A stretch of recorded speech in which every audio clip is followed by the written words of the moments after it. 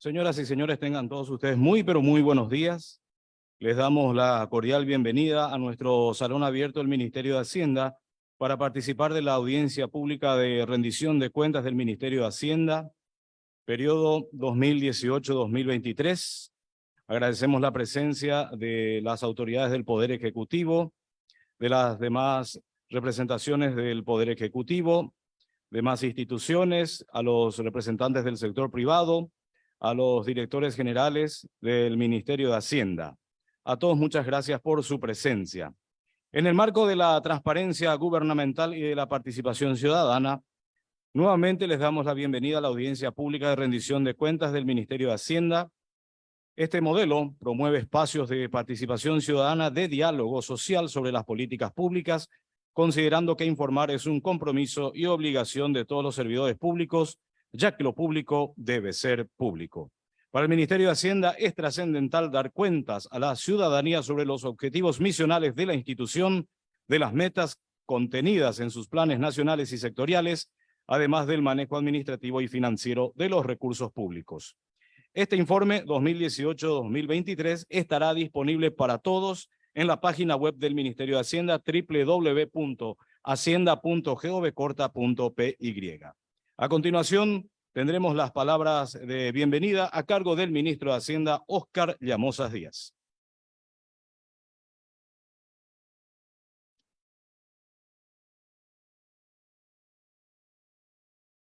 Muy buenos días a todos. Realmente es un honor para mí recibirles aquí en el Ministerio de Hacienda a fin de dar cuentas a los distintos sectores de la sociedad civil, de los gremios de la producción, el comercio, los servicios, los colegas ministros, los compañeros de trabajo de las distintas entidades públicas y de este ministerio y ante la ciudadanía en general, sobre todo el trabajo que venimos realizando a lo largo de estos 5 años, que sin duda fueron complejos y que nos exigieron al máximo, permitiéndonos poner a prueba la capacidad institucional y dar respuesta a los múltiples desafíos que enfrentamos. En ese sentido, quisiera hacer una breve descripción del contexto en el cual el ministerio tuvo que llevar adelante su gestión durante estos años, no solo como rector en materia de finanzas públicas y del sistema tributario, sino también como cabeza del equipo económico nacional y responsable de otras áreas de relevancia. En ese sentido, quisiera mencionar que a inicios del periodo el enfoque de gobierno fue centrarse en fortalecer los sectores claves, como la inversión en capital humano, salud, educación, la consolidación de los programas sociales existentes, el establecimiento de un sistema de protección social y el cerrar las brechas en materia de infraestructura, no solo vial, sino de otras áreas, como las de agua y saneamiento, conectividad, salud, educación, seguridad, entre otros, articulando los esfuerzos de las distintas instituciones públicas con el sector privado. Nuestro compromiso fue el de orientar los planes y programas para que los logros macroeconómicos se traduzcan en mayores beneficios para la población. Para ello, se consideró necesario llevar adelante reformas estructurales. Por eso, al inicio de este gobierno, se decidió avanzar en una agenda de reformas que atienda a 2 grandes áreas a cargo del ministerio. Por un lado, los ingresos tributarios, que tuvo como premisa principal hacer del sistema más sencillo, equitativo, sin que esto implique aumentar tasas impositivas y que genere recursos necesarios para llevar adelante esa misión mencionada. Y por el otro, mejorar la calidad del gasto público, de manera que se generen los espacios necesarios para reasignar recursos a las prioridades establecidas. En ese marco, se conformaron 2 comisiones especializadas, la Comisión Interinstitucional Público-Privada para el Análisis del Gasto Público y la Comisión Técnica Económica Tributaria. Esta última fue clave en la aprobación de la Ley 6380 de simplificación y modernización del sistema tributario nacional. Igualmente, por el lado del gasto, donde se generó una hoja de ruta de acciones que desembocaron en medidas administrativas, decretos y proyectos de ley que ayudan a mejorar el gasto público, entendiendo que esto va más allá de una sola ley, sino que es un conjunto de normativas y acciones.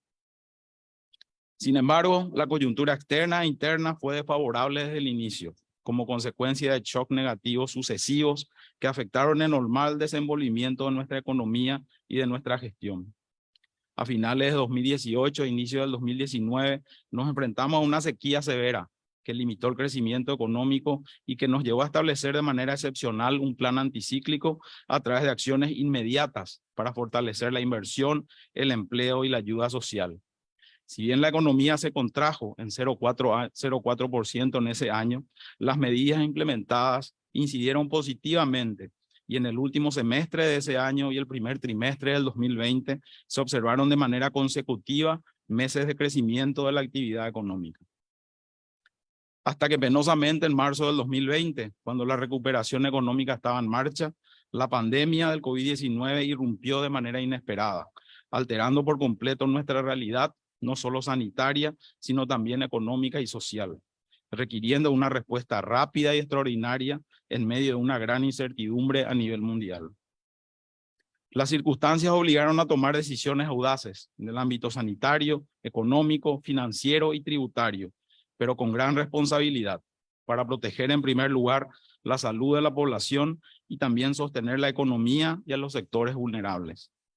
Las mismas se contemplaron en la ley de emergencia, propiciada e implementada por el Poder Ejecutivo en tiempo récord, donde los recursos y las acciones estaban direccionadas hacia los sectores de salud, el empleo y los sectores más vulnerables.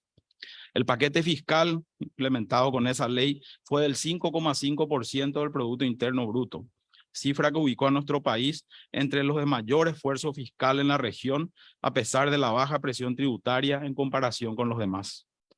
Gracias a este esfuerzo, nuestro país, si bien tuvo una caída nuevamente del 0,8%, esta fue inferior al promedio de la región, donde la pandemia golpeó con mucha fuerza.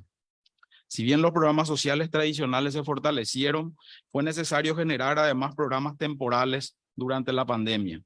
Al respecto, organismos internacionales reconocieron la experiencia paraguaya en la asistencia social de estos sectores a través del programa Putibó, que fue desarrollado e implementado en plena pandemia desde el Ministerio de Hacienda en conjunto con el sector público y privado. Además de las medidas de apoyo implementadas en el marco de la ley de emergencia, hemos ejecutado un plan ambicioso de recuperación económica conocido como Ñapuá Paraguay durante el segundo semestre del año 2020, para estimular la inversión, fomentar la generación de empleo y fortalecer a aquellos sectores más. En el 2021 se presentó nuevamente con incertidumbre en cuanto a la evolución de la pandemia, pero con señales positivas de recuperación económica. Si bien la ola de contagios tuvo un pico entre finales de marzo y junio, para posteriormente desacelerarse el ritmo de contagios, lo que se acentuó con el inicio de la vacunación masiva a partir del mes de julio. Ante esta coyuntura y de manera a seguir atendiendo las necesidades ante la crisis sanitaria y apoyar la reactivación económica, se impulsó la Ley de Consolidación Económica y Contención Social con el fin de asegurar recursos para el sistema de salud, garantizar los programas de asistencia social y apoyar a los trabajadores y las empresas que aún se encontraban afectados por los efectos de la pandemia. Si bien en el 2021 se observó un aumento de casos del COVID-19, la situación permaneció contenida, favoreciendo el desempeño económico, posibilitando una mayor movilidad y reactivación de la economía, llevando hacia un proceso de recuperación que contribuya al desempeño positivo de los sectores secundarios y de servicios, con lo que el crecimiento económico de ese año fue del 4,1%. A inicio del 2022 nos vimos nuevamente ante nuevos desafíos. Por un lado, a consecuencia del conflicto bélico entre Rusia y Ucrania, que impactó en los mercados financieros y en el comercio de materias primas, especialmente en el sector de combustibles y alimentos. Esto generó una inflación a nivel global, afectando también a nuestro país, especialmente a los precios de los alimentos y la comercialización de los derivados del petróleo. La suba internacional se tradujo localmente, por lo cual rápidamente adoptamos medidas reduciendo el impuesto a los combustibles de manera temporal para suavizar el impacto sobre el bolsillo de la gente, entre otras acciones realizadas. Además, una nueva sequía a inicio del 2022, siendo uno de los fenómenos climáticos más adversos para la agricultura nacional. Los efectos sobre el productor agrícola fueron muy duros, con reducciones del 70% en algunos rubros. A pesar de este escenario difícil,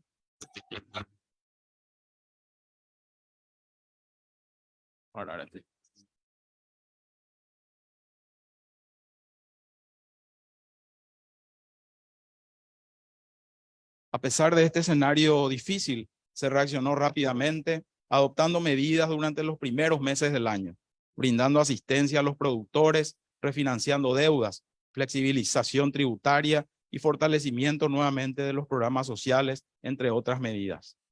Sin dudas, fueron 5 años complejos, donde desde el Ministerio de Hacienda buscamos siempre dar respuesta a las situaciones que se fueron planteando. Nos enfrentamos a desafíos incesantes, pero no por eso nos desviamos de esa planificación inicial y continuamos avanzando en llevar adelante acciones de impacto y reformas estructurales emblemáticas. Entre ellas, se destacan la creación de empresas por acciones simplificadas, EAS, que permite crear empresas en 72 horas, realizando el registro de manera gratuita y completamente digital, lo cual ha contribuido a mejorar el clima de negocios. La Ley de Inversión Pública, la cual tiene como objeto regular las acciones del Sistema Nacional de Inversión Pública en el marco del cual se planifican, formulan y evalúan socioeconómicamente, priorizan y ejecutan todos los proyectos de inversión pública. Leyes de transparencia y control de activos para ajustarnos a recomendaciones internacionales y que nos han permitido superar de forma adecuada el informe de evaluación mutua por parte de Gafilat, siendo considerados cooperantes en el combate internacional contra el lavado de activos, financiamiento del terrorismo y financiamiento de la proliferación de armas de destrucción masiva. La reforma de la Carta Orgánica de la AFD, la cual le otorga nuevos roles y capacidades para promover con más fuerza el desarrollo económico. La Ley de Suministros y Compras Públicas, la cual busca impulsar compras públicas más dinámicas, transparentes, competitivas y que a la vez redunden en mejores precios de compra para el Estado, otorgándose además preferencias a las MIPYMES.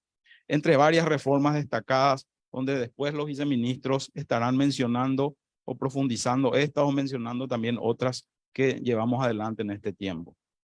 Todas estas acciones y medidas llevadas adelante a lo largo de estos años sitúan a nuestro país en este año ante un panorama económico bastante favorable. Acorde a las últimas proyecciones, se espera un crecimiento en torno al 4,5% del Producto Interno Bruto, motivado por una recuperación del sector agrícola, además de las expectativas positivas para el comercio, los servicios y la producción de energía. Esperamos volver a la senda de crecimiento económico sostenido y para ello consideramos que las medidas adoptadas durante estos 5 años turbulentos han sido efectivas y han preservado el activo intangible más importante que tiene nuestro país, que es su estabilidad macroeconómica. Pero no quiero extenderme mucho con estas situaciones sobre las que se ha hablado bastante durante estos años y creo que de alguna manera han dejado de lado a un segundo plano otras acciones sumamente relevantes que ha llevado adelante el ministerio, por lo que quiero que cada viceministro pueda referirse brevemente a las principales, que muestran el trabajo llevado adelante en estos 5 años y que van mucho más allá de apagar estos incendios que se fueron dando en estos años, o de ser un administrador de recursos públicos, que tampoco es una tarea sencilla en tiempos donde las necesidades fueron crecientes. Muchas gracias.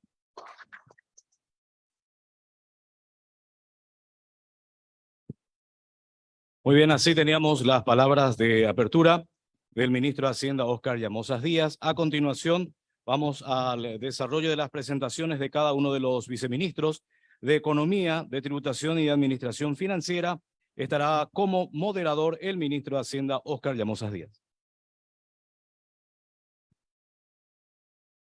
Muy bien, vamos a hacer las presentaciones correspondientes y vamos a escuchar primeramente al viceministro de Economía, Roberto Mernes. Adelante, señor Roberto.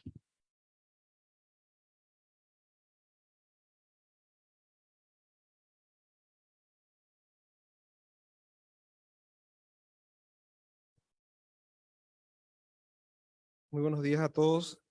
No resulta fácil resumir una gestión, digamos, en 5 diapositivas, una gestión de 5 años, pero vamos a hacer el mejor esfuerzo. Quisiera iniciar haciendo referencia al posicionamiento del Ministerio de Hacienda en temas de relevancia internacional y regional.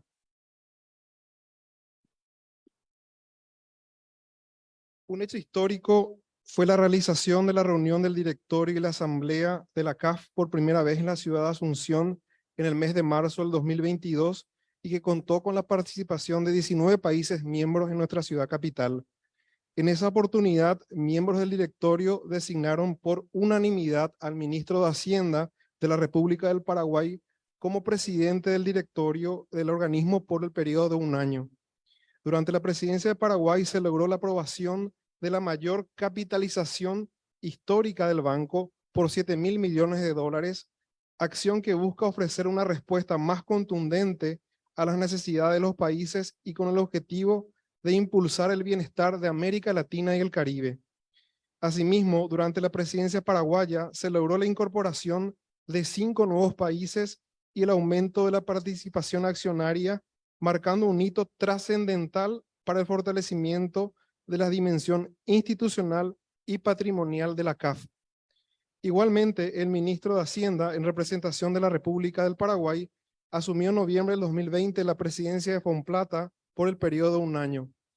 Durante la presidencia de Paraguay se impulsó una ventanilla para préstamos no soberanos con procesos más flexibles y la aprobación de normativas generales y condiciones para la incorporación de nuevos miembros.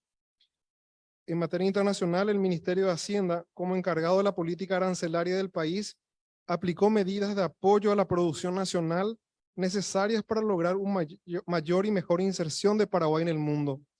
La reducción del arancel al 0% para más de 200 productos denominados o identificados como bienes de capital permitió que el sector productivo e industrial de nuestro país acceda a maquinarias, equipos e implementos agrícolas a precios más competitivos. En el ámbito del Mercosur, luego de 3 años de arduas negociaciones, se logró la reducción del arancel externo común en 10%. Con esta medida vigente en el país desde febrero de este año, Paraguay redujo sus aranceles para más de 7.000 productos. Los productos beneficiados por la reducción tienen un volumen de comercio anual de más de 3.700 millones de dólares.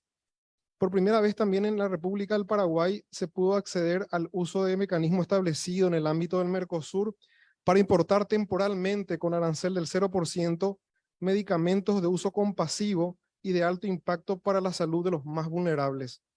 En cuanto a las negociaciones comerciales bilaterales, el Ministerio de Hacienda tuvo una activa participación en la concreción de acuerdo automotriz de Paraguay con Argentina y de Paraguay con Brasil. En cuanto al impacto comercial, se puede observar que los productos abarcados en ambos acuerdos representan 1.600 millones de dólares. No obstante, el mayor efecto tiene que ver con el fortalecimiento de las cadenas regionales de valor y la generación de empleo. Asimismo, durante el año 2021, el Ministerio de Hacienda, como integrante del equipo técnico y negociador, tuvo una activa participación para la extensión de los regímenes especiales del Mercosur hasta el año 2030. Cabe resaltar que la extensión de estos instrumentos comerciales favorecen de manera especial a la industria nacional, al comercio interno del bloque, a los negocios y por consecuencia a la generación de empleo. Otro hito relevante constituye el nivel de inversión pública sin precedentes alcanzados en estos últimos 5 años. Los sucesivos eventos negativos que afectaron a la economía paraguaya desde el año 2018 tuvieron su respuesta de política económica oportuna y efectiva. Hemos impulsado la inversión pública como mecanismo catalizador de la recuperación económica por su alto impacto económico y social. En ese sentido, es oportuno destacar que la inversión pública acumulada en los últimos 5 años se encuentra en torno a los 5.200 millones de dólares americanos, lo que representa aproximadamente el 11.7% del Producto Interno Bruto del país. Los niveles de inversión sin precedentes permitieron impulsar proyectos estratégicos con diversas fuentes de financiamiento. Paso a citar solo algunos de estos proyectos emblemáticos para la República del Paraguay: el puente de integración con la República Federativa del Brasil, la defensa costera de Pilar, el corredor bioceánico que unirá el Atlántico con el Pacífico y el puente Eros del Chaco que une Asunción con Chacoí. Solo estos 4 proyectos de alto impacto económico y social implican una inversión en torno a los 1.443 millones de dólares americanos. Todas estas inversiones tienen un efecto multiplicador directo sobre la economía y el bienestar social. Se traducen en mejoras de productividad, calidad de vida, desarrollo de polos productivos y conectividad para nuestro país. Aún en escenarios de mucha incertidumbre, hemos realizado un manejo también estratégico y responsable de la deuda pública, lo que afianzó la imagen país en los mercados internacionales. En materia de gestión de deuda pública, las condiciones financieras obtenidas por Paraguay en las emisiones soberanas han mejorado durante esta administración, a pesar del encarecimiento financiero observado a nivel internacional.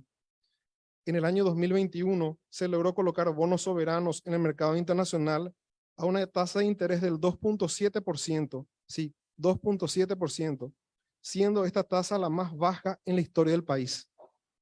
En lo que respecta a la emisión de títulos en el mercado interno, en el año 2020 se dio la primera emisión de bono a un plazo de 20 años en moneda local. Igualmente, en la subasta realizada el pasado mes de junio del presente año, por primera vez, inversores extranjeros no residentes en el país han adquirido bonos del Tesoro emitidos en guaraníes en el mercado local. Pese a este escenario externo desfavorable y al débil crecimiento económico en la mayoría de los países latinoamericanos, Paraguay logró mantener por 3 años consecutivos su calificación de país con tendencia estable. Acá quisiera destacar un hecho muy relevante. Nuestro país nunca retrocedió en su calificación crediticia desde que en el año 2023 se colocaron por primera vez nuestros bonos soberanos en los mercados internacionales. Al contrario, debemos resaltar que en el año 2022 se produjo un cambio en la perspectiva crediticia de la República del Paraguay, de estable a positiva, con el efecto, de estable a positiva por la calificadora Moody's, posicionando al país a un escalón de la calificación grado de inversión. En definitiva, esto indica que las políticas económicas implementadas en la economía paraguaya tuvieron un impacto positivo en nuestro perfil crediticio. Por último, quisiera hacer referencia a quizás uno de los mayores legados de esta administración. Me refiero a las reformas claves impulsadas en este periodo de gestión. Hemos concretado y también hemos mantenido el compromiso con reformas transformadoras para la República del Paraguay. Reformas llevadas adelante con una visión clara respecto al desarrollo de políticas públicas integrales que sin lugar a dudas permitirán mejorar la competitividad y productividad de la economía y el bienestar de los ciudadanos. Si me permiten, voy a hacer referencia a 4 reformas de alto impacto para la economía nacional. La primera se trata de la mejora del clima de negocios, en particular la ley que permite crear empresas de acciones simplificadas, EAS, que nos mencionó el ministro. Esta y otras medidas permitieron que el país se ubique en el primer lugar de la región en el índice de clima de negocios que reporta el Instituto Getúlio Vargas de Brasil. La segunda reforma, la Ley 6490 de inversión pública, que nos permite perfeccionar el proceso de planificación, priorización, formulación, evaluación económica y ejecución de los proyectos de inversión pública. Otro hito relevante en el 2021 fue la promulgación de la ley que apunta a modernizar la estructura del gobierno corporativo de la AFD, potenciando la banca de segundo piso en nuestro país. La cuarta ley que destaco es la de administración de pasivos, la cual nos permite gestionar el perfil de vencimiento de la deuda contraída antes de su vencimiento con mecanismo de mitigación eficaz a modo de garantizar la gestión prudente a mediano y largo plazo. En efecto, en los últimos 3 años se realizaron operaciones de manejo de pasivos que permitieron el ahorro al Estado paraguayo en torno a los 27 millones de dólares. Podría continuar mencionando otras reformas aprobadas, pero me quedo por acá destacando que estas y otras reformas se traducen directamente en mejora en la calidad del gasto público, la productividad, la competitividad de la economía y sobre todo se traducen finalmente en mejora en la calidad de vida de las personas. Por lo expuesto y de manera a reafirmar el compromiso con las reformas estructurales, a finales del año pasado, la República del Paraguay acordó con el FMI un instrumento no monetario de coordinación de políticas, cuyo objetivo principal es de respaldar las políticas macroeconómicas y las reformas estructurales. Este acuerdo incluye metas de reforma. En este marco, se tiene previsto remitir al Congreso Nacional en este mismo mes de julio propuestas de leyes referidas a 3 leyes de alto impacto también: la caja fiscal, la formalización del empleo y la reestructuración del Estado. Otros temas relevantes que forman parte del acuerdo hacen referencia a la creación de la Superintendencia de Jubilaciones y Pensiones, al fortalecimiento de los programas sociales y la mejora continua del clima de negocios en nuestro país. Por último, quiero destacar la calidad institucional y el alto grado de compromiso y profesionalismo del plantel de funcionarios de la Subsecretaría de Estado de Economía, donde se han diseñado muchas de estas reformas que les mencioné y que forman parte del informe de rendición de cuentas que estará disponible en el sitio web del Ministerio de Hacienda. Muchas gracias.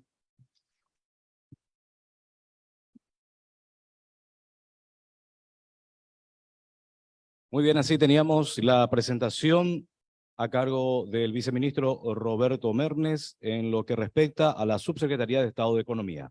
Seguidamente vamos a escuchar al viceministro de Tributación, Óscar Orue, con su respectiva presentación.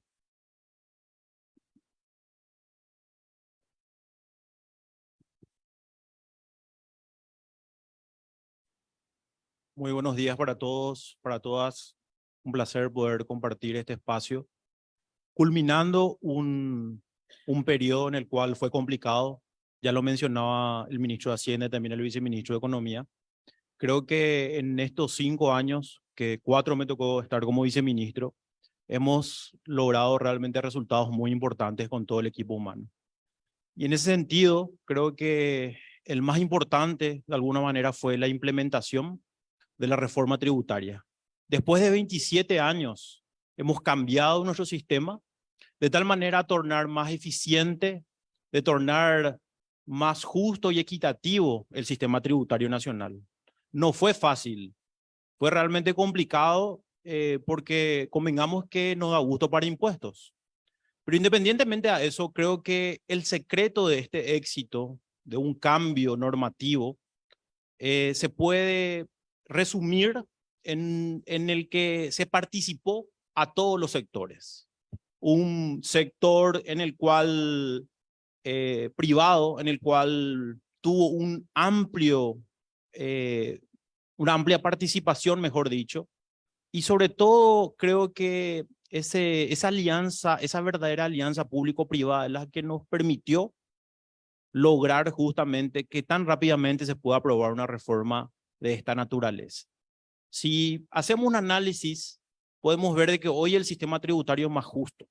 El impuesto a la renta empresarial, que unificó los impuestos a las rentas de actividades comerciales, industriales y de servicios, con el IRAGRO, el impuesto a la renta agropecuaria, permitió de que se iguale la cancha para todos los sectores. Hoy no solamente pagan 10% en el impuesto a la renta empresarial todos los sectores, sino también el sector agrícola y pecuario hoy, al distribuir utilidades a través del impuesto a los dividendos y utilidades, se le cobra un 8% para residentes y 15% para no residentes. Ese es el cambio más estructural, cambio más importante, en el sentido de que ese sector que siempre fue beneficiado para lograr justamente un desarrollo económico, hoy en ese sentido pagan de igual manera todos los sectores.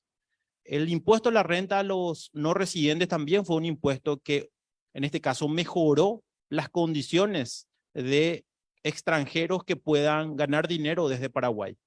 Y no hubo grandes avances o grandes cambios en el IVA. El IVA sigue siendo 10% y a nivel de América Latina el segundo país con más bajo impuesto en el consumo.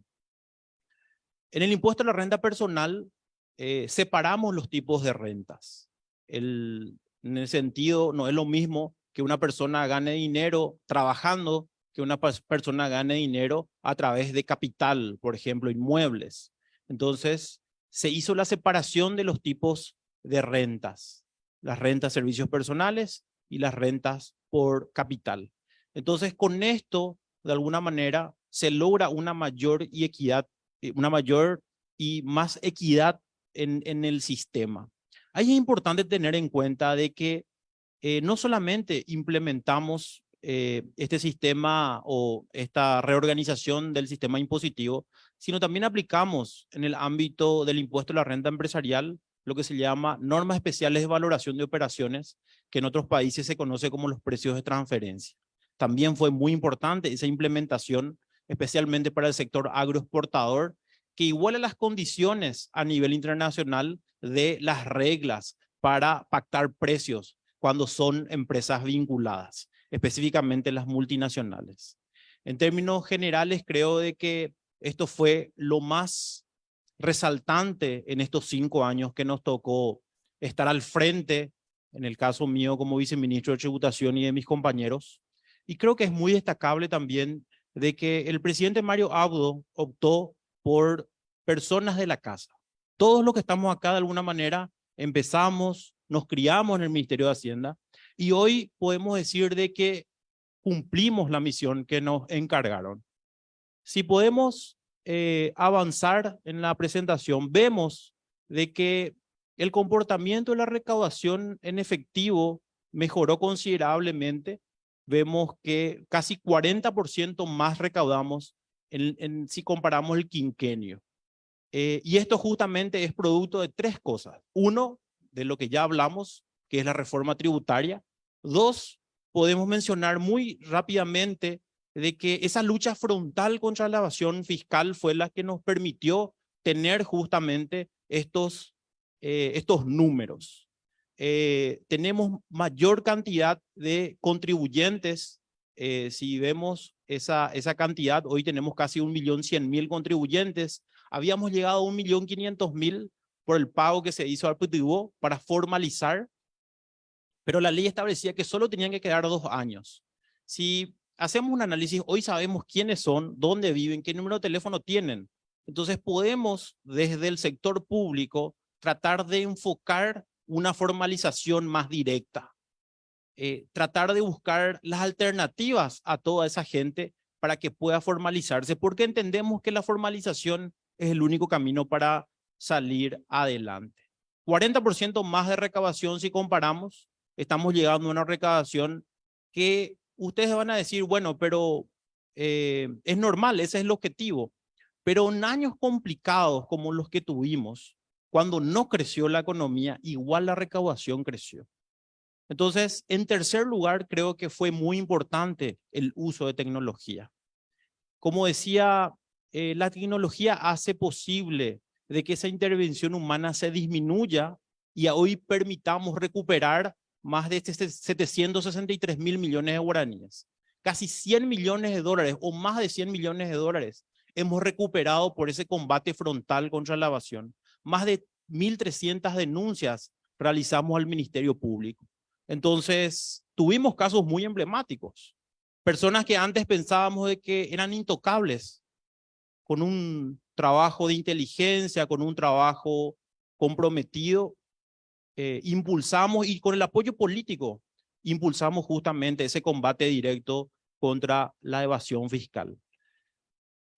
También avanzamos desde el punto de vista tecnológico con la facturación electrónica. Hoy va a cambiar la dinámica o el paradigma de tener que estar juntando facturas, de tener que estar borrándose esa factura muchas veces. Hoy con la facturación electrónica eso ya es simplemente historia.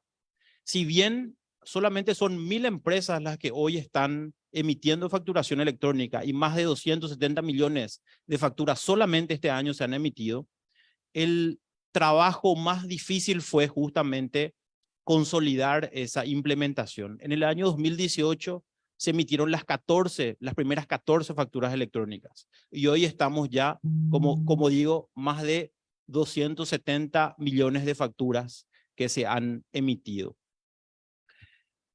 Por último, quiero ir ya cerrando y demostrando este esfuerzo que hicimos. Tuvimos muchos reconocimientos a nivel internacional. Bien, el ministro de Hacienda y Roberto también comentaban del reconocimiento que tuvo Paraguay en el ámbito económico. Y en el ámbito tributario también podemos mencionar que Paraguay ha hecho avances fundamentales en la lucha contra la evasión de impuestos y los delitos transnacionales. En ese sentido, Paraguay ha hecho 3 avances significativos. El levantamiento del secreto bancario para la lucha contra la evasión, el establecer que la evasión de impuestos es un delito precedente del lavado de dinero, y en tercer lugar, la aprobación de la Convención Multilateral de Asistencia Administrativa Mutua. ¿Qué es esta convención? Esta convención permite compartir información tributaria con más de 140 países. Paraguay en el 2016 integró el Foro Global, pero los avances más significativos tuvimos justamente en este periodo, en el cual me han elegido como presidente de la Declaración de Punta del Este. Esta declaración lo que busca es intercambiar mejores prácticas e intercambiar información entre países y la lucha directa contra la evasión. Y la octava reunión se hizo aquí en Paraguay en julio justamente, en el cual participaron más de 17 delegaciones. Ese reconocimiento que tuvo Paraguay es gracias a todos estos avances que tuvimos como institución. Creo que en estos 5 años, 4 como viceministro, agradecerle al señor ministro de Hacienda, el doctor Oscar Llamosas, a el doctor Benigno López, que me dio la oportunidad, al presidente Mario Audo Benítez por la confianza y todo ese esfuerzo que siempre fue complicado.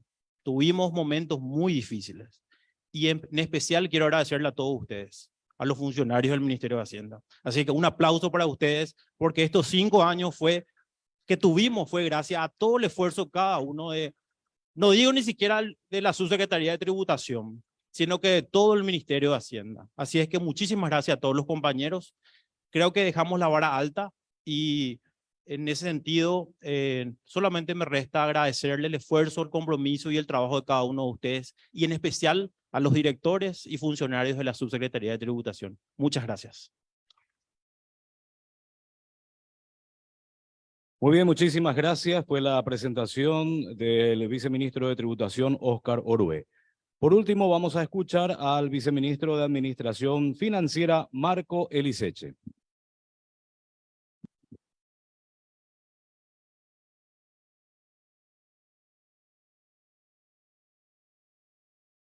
Bueno, muy buenos días a todos. Bienvenido al Ministerio de Hacienda, a los señores ministros, a los invitados especiales, a los directores y funcionarios del Ministerio de Hacienda. Bueno, me toca cerrar un poco con la gestión que hicimos en la Subsecretaría de Administración Financiera. Como ya lo dijo el ministro y los viceministros anteriormente, nos tocó un periodo bastante complicado, estos 5 años que hemos pasado con las diferentes coyunturas que nos tocó administrar. Pero quiero resaltar las acciones que hemos podido implementar en medio de estas coyunturas que venimos mencionando. En primer lugar, creo que uno de los objetivos fundamentales al comienzo de la gestión de esta administración fue avanzar en la mejora de la calidad del gasto. Y como ya lo mencionaron mis colegas, varias acciones se han tomado al respecto. Algunas se han podido avanzar más, otras menos, pero la hoja de ruta está establecida. Una de estas reformas importantes que implementamos, que está en plena implementación, es el presupuesto por resultado. Esta herramienta que ha cambiado la matriz presupuestaria de un enfoque que siempre se ha criticado, que es informe de presupuesto incremental, a un presupuesto construido en base a objetivos que midan más bien la calidad de los proyectos y la medición de los indicadores que nos midan la gestión de cada una de las entidades. Eso se está implementando, hay una ley que se ha sancionado al respecto, hay un decreto reglamentario y a partir del año 2020 hemos cambiado esa matriz presupuestaria y venimos implementando. Obviamente de manera gradual, es un cambio muy grande de visión, no es solamente meramente números, hay que entrar en cada una de las entidades, la mentalidad del administrador en cuando hace su presupuesto y construye ese presupuesto en base a esos indicadores y tome las decisiones no solamente porque tiene que comprar más computadora o tiene que comprar vehículos, más combustible, sino que realmente qué busca con esas compras, qué objetivo está detrás de eso, poder medirlo y tomar las mejores decisiones a partir de ahí. Esa es una herramienta muy importante que seguramente vamos a ver sus frutos en los próximos años. La otra reforma muy importante en materia de calidad del gasto ha sido obviamente la ley de suministro y compras públicas, que ha sido sancionada. Estamos en la etapa de reglamentación. Esa ley cambia el concepto, cambia, digamos, la filosofía en cuanto a las compras del Estado, introduciendo varios conceptos nuevos. Uno de ellos es la planificación. Creo que es fundamental. Vamos a tener, y el Ministerio de Hacienda va a ser el rector en materia de planificación de las compras a nivel global. Obviamente en discusión y en conversación con cada una de las entidades se van a planificar las compras del Estado. Y ahí entramos otra vez, no vamos a ver solamente el objeto que se va a comprar, sino que vamos a ver todo el objetivo detrás de un periodo, analizar cuáles son los objetivos en un periodo de mediano plazo y realizar la planificación de las compras. Otro de los conceptos importantes es el concepto de valor por dinero, ¿sí?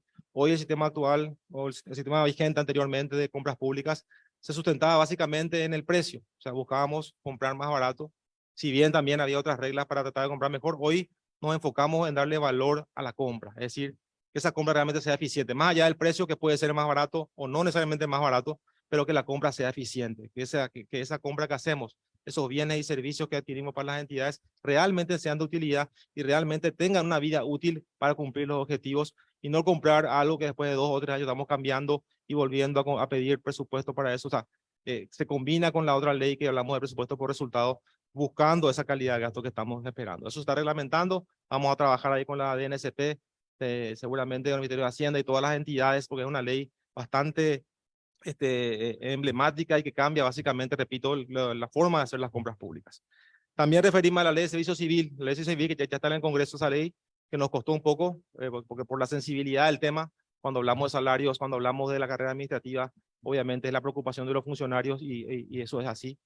Pero trabajamos justamente con todos ellos, trabajamos con las entidades y se presentó el proyecto de ley que hoy está en el Congreso que básicamente busca justamente darle previsibilidad a la carrera, aborda el problema de los salarios para poder dar finalmente una solución. Sabemos que hay muchas diferencias, muchas discrepancias en las diferentes entidades que muchas veces no tienen lógica y que genera malestar en los funcionarios. Bueno, esta ley va a buscar ordenar los salarios, que la carrera administrativa realmente sea una realidad en base al mérito de cada funcionario, que desde que uno ingresa hasta que salga de la función pública, sepa cómo ir avanzando en la carrera. Y eso también va a mejorar en cuanto al manejo presupuestario en la parte salarial.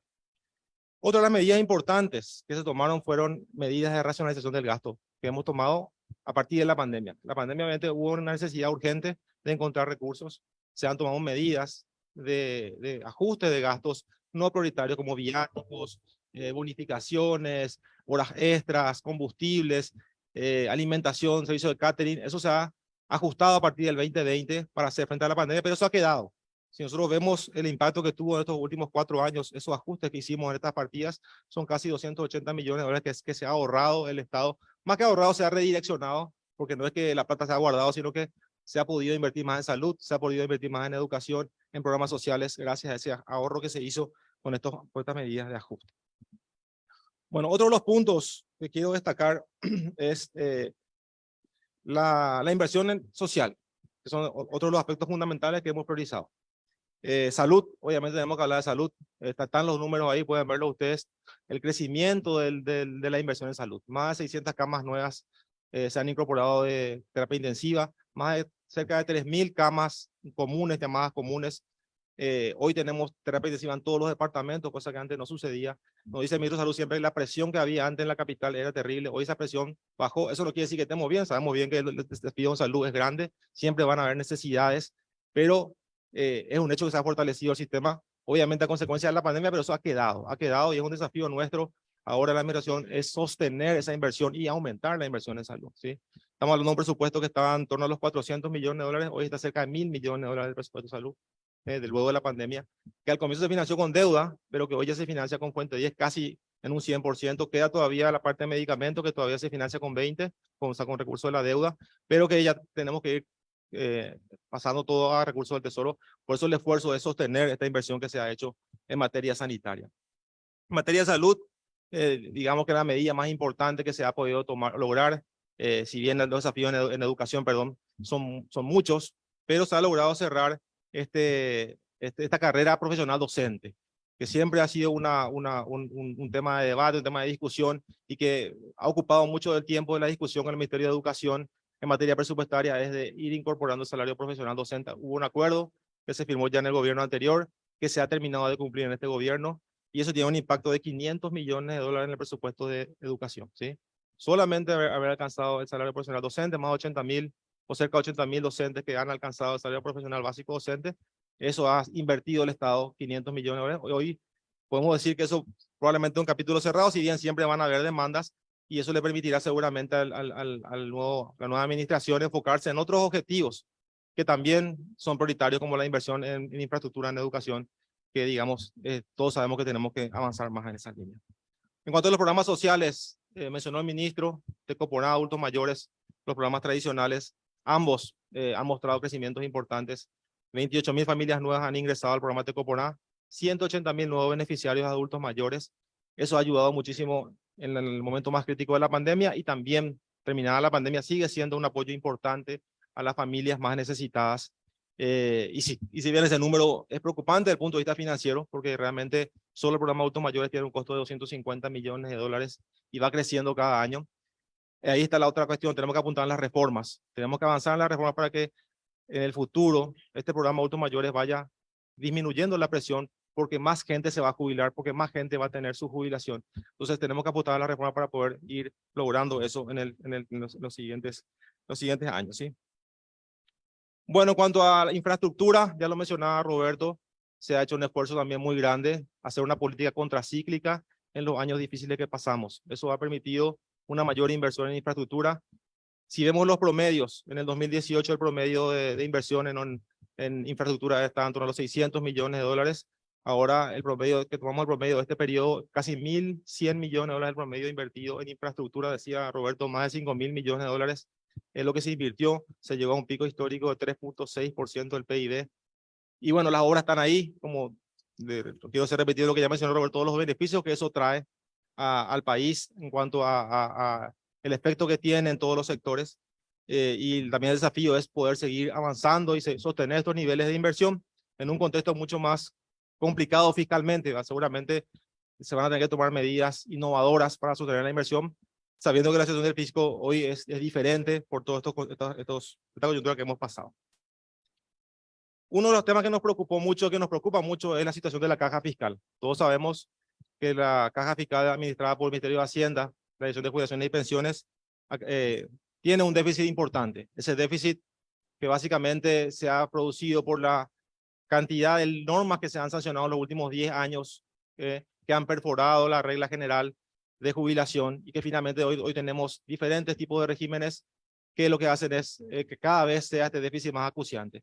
Hemos levantado la voz en varios foros, en el Congreso, hemos presentado un informe al Congreso donde está la situación de la caja fiscal y la necesidad de avanzar en la reforma. Hoy estamos trabajando ya también en conversaciones con el equipo de transición sobre una propuesta para poder abordar finalmente esta coyuntura tan complicada de la caja fiscal y poder dar una solución definitiva para tranquilidad tanto de los jubilados como también de nosotros los funcionarios que seguramente queremos jubilar también dentro de unos años. Pero más allá de eso también hay noticias positivas en la caja fiscal. Este periodo se han ajustado las reglas de inversiones, lo que nos ha permitido diversificar las inversiones de la caja que estaban en el Banco Central a 0%. Hoy podemos invertir tanto en la AFD como también en los bancos privados, en CDA. Eso nos ha permitido cerca de 2,9 billones invertidos en estos sectores y que va a generar una rentabilidad de casi 900.000 millones en los próximos años para la caja. Eso es algo muy positivo. Recordemos que hace 10 años la caja no podía invertir, o sea, teníamos los recursos ociosos en el Banco Central. Hoy nos generan una rentabilidad de casi 900.000 millones. Eso es algo positivo que es fruto de este trabajo que hemos hecho acá en el Ministerio de Hacienda. Bueno, y finalmente quiero referirme a la transparencia y al fortalecimiento institucional. Varias acciones que hemos tomado en el Ministerio de Hacienda para comunicar a la ciudadanía de manera transparente el manejo de las finanzas públicas. Tenemos varias páginas, varios sitios web en la página de Hacienda. Uno de los más importantes es el de Rindiendo Cuentas Paraguay, que lo lanzamos en pandemia. Mucho se habló de los famosos 1.600 millones, qué se hizo con la plata, que en realidad eran más de 1.600. Bueno, ahí se puede ver cada guaraní invertido en pandemia, se puede entrar, uno puede ver en salud, qué se hizo en obras públicas, qué se hizo en la AFD, en todas las entidades, cómo se usaron los recursos de la pandemia, está todo. Uno puede hacer una investigación. También tenemos los volúmenes, 4 volúmenes que hicimos Paraguay en pandemia, que es un informe completito también de todo el desagregado de la información, de las inversiones que se hicieron, el programa PUTUBO en salud, lo que hablamos, la inversión en salud que se hizo, también el financiamiento del Estado, que mucho se ha criticado, pero recordemos que en pandemia dejamos de recaudar 700 millones de dólares que se tuvo que financiar parte de la administración del Estado con recursos de esos préstamos que hemos hecho que en el 2020 y 2021.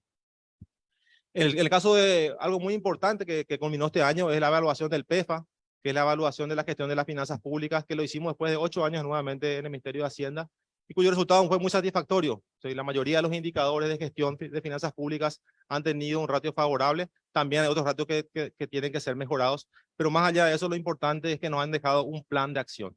Este grupo que básicamente fomenta las mejores prácticas en la inversión de recursos públicos, tenemos una hoja de ruta para poder seguir avanzando, mejorar esos indicadores que no estuvimos muy bien y fortalecer aquellos que sí han salido bien. O sea, tenemos esa hoja de ruta que va a quedar, que estamos trabajando ya con el equipo, con estos organismos internacionales para poder seguir avanzando en eso. Y también la reforma del CIARE, que eso me toca a mí muy de cerca, porque finalmente estamos con todo el equipo de trabajo del Ministerio de Hacienda de la CEA trabajando en la reforma de estos sistemas de administración financiera de recursos, que es un compromiso que largamente acariciado, como siempre se dice, que buscamos poder cerrar y que dejamos las bases para que eso se pueda avanzar y en los próximos años ya implementar un nuevo sistema que va a generar modernidad en la administración de los recursos, facilidad para todas las entidades y también para los usuarios.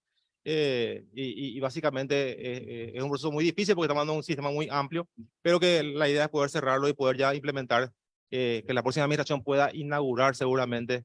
Nos hubiera gustado a nosotros inaugurarlo, pero bueno, seguramente la próxima administración lo va a hacer ya con el nuevo sistema. Estamos dejando las bases para que así sea.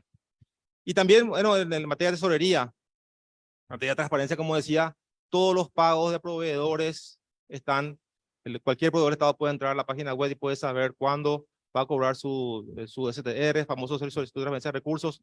También los funcionarios ahora pueden acceder a una plataforma para ver su pago de salarios. Eso está todo en la página web, la nueva página web de tesorería. O sea, siempre hay, el Ministerio de Hacienda se preocupa en poder tener al alcance de la ciudadanía toda la información relacionada a las finanzas y a las finanzas públicas en general. Bueno, y con esto culmino y también siendo seguramente la última intervención como viceministro. Así que quiero agradecer también al ministro de Hacienda, Óscar Llamosas, por el apoyo que hemos recibido constantemente, a los colegas viceministros, a los que no están también, que nos acompañaron en este periodo, Iván, Carmen, que hoy no están por acá, pero que también estuvieron con nosotros, a todos los funcionarios del Ministerio de Hacienda, a los directores, que son nuestros colaboradores cercanos, pero en nombre de ellos, a todos los funcionarios. Somos acá los rostros visibles, pero sabemos que detrás están los funcionarios que son en lo que día a día, y van a continuar ellos seguramente llevando este trabajo. Nosotros seguramente vamos a estar en otro lugar, pero son los funcionarios siempre lo que creo que hay que destacar, que el trabajo de Hacienda, un trabajo profesional, un trabajo muy difícil, que seguramente más críticas que halagos, pero bueno, es lo que nos toca y siempre vamos a hacer así. Así que gracias al señor ministro y gracias a todos.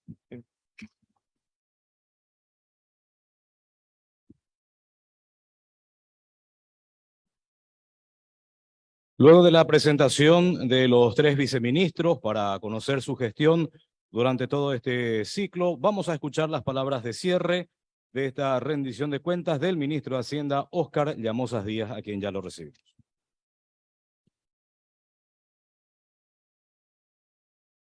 Bueno, muchas gracias. Ya para ir cerrando este informe de rendición de cuentas y también de nuestra gestión en estos últimos 5 años. Por cuestión de tiempo, como se mencionó, no pudimos referirnos a todas las acciones que llevamos adelante en este tiempo. También seguramente quedaron algunas áreas que no fueron mencionadas dentro de esta rendición. Tenemos áreas muy importantes que llevan adelante tareas fundamentales dentro de la institución, como el área de catastro, el área de juegos de azar, también Becal, que es un programa emblemático que es administrado por el Ministerio de Hacienda. Así que en el informe escrito que también va a ser publicado, acompañando a esta rendición que lo estamos haciendo hoy, van a encontrar muchísimo más detalle de todas las acciones que llevamos adelante en este tiempo. Así que no quiero tomar mucho espacio, sino más bien agradecer, ya que estos logros alcanzados y todas las dificultades que hemos sorteado no lo hubiésemos conseguido sin la ayuda y colaboración de cada uno de ustedes. Si bien nos ha tocado un periodo de gobierno bastante desafiante, con crisis climáticas recurrentes que impactaron directamente en nuestra economía, enfrentamos una pandemia histórica, un evento para el cual ningún país del mundo estuvo preparado, y nos tocó a nosotros poder llevar adelante acciones para poder mitigar sus efectos. Y finalmente una guerra impensada también que está desarrollándose actualmente en Europa. Así que en sus más de 212 años de historia que tiene el Ministerio de Hacienda, creemos que ha cumplido ese rol elaborador y articulador de políticas públicas oportunas y eficientes, dotando al Estado paraguayo y a la economía de las mejores estrategias que han permitido sortear cada uno de estos duros desafíos que nos han tocado. En ese sentido, en primer lugar, agradecer a todos los compañeros del Ministerio de Hacienda, a los viceministros, a los directores que nos acompañan y en su nombre obviamente a todos los funcionarios del ministerio. También a aquellas personas que nos acompañaron en este tiempo, ¿verdad? Marco mencionaba a los viceministros, a Iván, a Carmen, a Humberto y a todos que hoy están ocupando cargos en otras entidades del Estado, también en el sector público o en el sector privado también. Muchísimas gracias porque han puesto todo a disposición, todo el profesionalismo en este tiempo tan complejo. Gracias por ese compromiso, por esa dedicación, no conmigo, sino con el país, por haber dado todo en estos momentos tan duros y también en los buenos, ¿verdad? Pues hay que decir que realmente nos tocó afrontar situaciones bastante complicadas, pero a su vez también creo que esa sinergia que se pudo generar con esta situación, yo diría inédita, que se da en el Ministerio de Hacienda, donde no solo el ministro, que en mi caso después de 25 años, un funcionario de esta cartera de Estado ocupa el máximo cargo, sino también los viceministros y los directores, ¿verdad? Así que creo que eso ha sido un factor fundamental para poder afrontar todas estas grandes dificultades y estos desafíos que nos han tocado, ¿verdad? Y como decimos siempre acá en el ministerio, ¿verdad?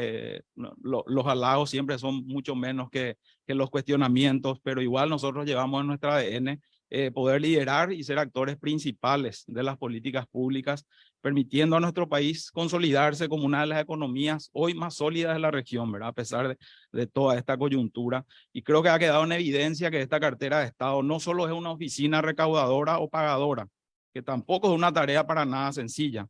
El Ministerio de Hacienda es un laboratorio donde se elaboran los planes y programas que ubican al país en el umbral del grado de inversión, dotando a los actores económicos de previsibilidad y estabilidad para el desarrollo de sus potencialidades. Y el capital humano del Ministerio de Hacienda es clave, siempre ha estado un paso adelante, siempre ha dado más del 100% en todo su accionar y creo que con esta administración hemos cumplido con eso, ¿verdad? Así que encabezar reformas sobre las que se venían discutiendo hace bastante tiempo, pero que nadie se animó a presentar, buscando una mayor equidad en la contribución impositiva, a tener una mejor y más transparente administración de los recursos públicos, cuyo impacto real seguramente ya no lo veremos nosotros, sino que quedarán para los próximos años. Reformas fundamentales que permitirán un giro de 180 grados en la manera de administrar el Estado, dejando, como se dijo, una hoja de ruta, un camino trazado en áreas fundamentales como la organización de las estructuras del Estado, la carrera del servicio civil, la gestión de los fondos previsionales. Obviamente también quisiera agradecer al presidente de la República, Mario Abdo Benítez, por haber confiado en primer lugar en el capital humano del Ministerio de Hacienda y obviamente por haberme designado como ministro, el desafío y el honor más grande que me ha tocado en mi carrera profesional. También agradecer a Benigno López, también mi antecesor, por haber confiado él también al venir al ministerio. Trabajó con todo el equipo humano, capital humano acá del ministerio, así que también el agradecimiento para él por haber permitido que le acompañemos en los inicios de su gestión. Por otro lado, también a todos los gremios de la producción que hoy están aquí representados, del comercio, de los servicios, de la sociedad civil, a los colegas de otros ministerios y de otras entidades del Estado, también a la prensa. Creo que todos han sido muy importantes en todos estos años de gestión, donde entendiendo que en este barco estamos todos y que la única forma de llegar a buen puerto es hacerlo de manera colaborativa, de manera coordinada, hacerlo juntos. El Ministerio de Hacienda siempre ha mantenido las puertas abiertas para dialogar con todos los sectores y buscar siempre las mejores respuestas a todas las situaciones que se fueron presentando. Seguro que quedaron cosas pendientes por hacer, también pudimos habernos equivocado o hecho de otra manera, pero tengan por seguro que las decisiones las tomamos pensando siempre en lo mejor para el país y para los paraguayos. Así que muchísimas gracias por eso. Finalmente también agradecer obviamente a mi familia, a mis padres que ya no están aquí, a mis hermanas, a mi esposa, a mis hijos, que realmente han sido un sustento en los momentos tan complejos que nos han tocado vivir, ¿verdad? Entonces, mencionar que en lo personal ha sido un enorme desafío y a su vez un gran honor como ciudadano, como servidor público, haber colaborado en la construcción de un país mejor en tiempos sumamente complicados. Ministerio de Hacienda, que es la primera y más antigua de las secretarías de Estado, así que es un honor para mí haber sido ministro de esta institución, el haber compartido más de 15 años de mi vida en esta cartera. Bueno.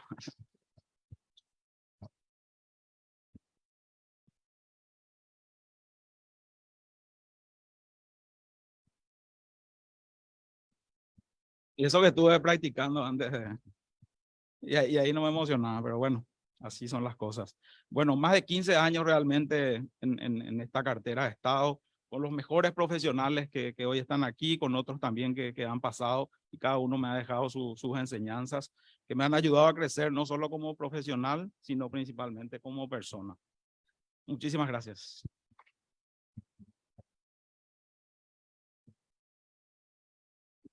Muy bien, señoras y señores. De esta manera llegamos al cierre de este acto de audiencia pública de rendición de cuentas del Ministerio de Hacienda 2023. Por la presencia de todos, muchas gracias, muy buenos días y será hasta un próximo encuentro. Muy buenos días para todos.